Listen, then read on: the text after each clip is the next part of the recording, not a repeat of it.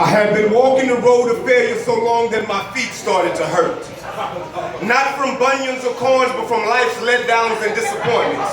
So I made a right on shit, gotta get better boulevard, but nothing changed. I couldn't find a driveway or garage to pull into, so I was left parked idly aside the road with my hazards on. Getting passed by all life passers by, wondering why life passed me by, so I said fuck it and kept on trucking. And not too far off, I saw a man in what seemed to be far worse shape than I was.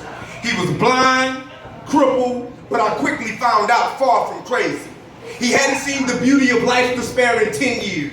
He was confined to a wheelchair. He had lost the use of both his legs in Vietnam. He had no family he loved simply because they don't love him back. Said he slept every night in between a rock and a hard place, literally. Said his only daughter sold her body just to buy methamphetamines. No, she say she does it to cope with the state that he's in, but yet he's whistling Dixie. Although blind, said he feels the rays of light at the end of life's tunnel. You see, when some senses shut down, the others enhance. So he said he could smell the petty bullshit in my complaints from a mile away. He said I had some nerve to be complaining about life, when I hadn't lived long enough to endure or pay back the pain of even my mother giving birth to me.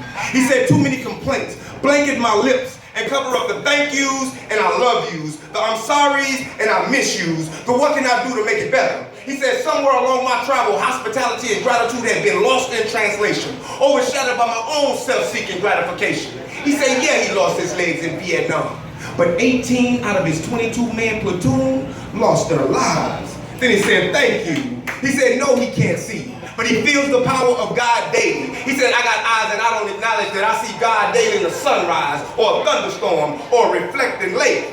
Then he said, thank you.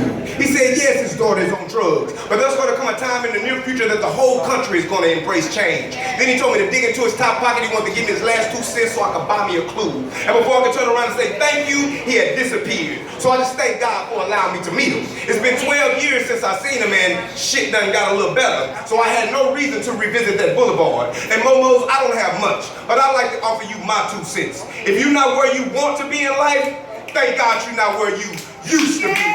And you might not have everything you want, simply thank God you have everything you need. So instead of complaining, start comparing.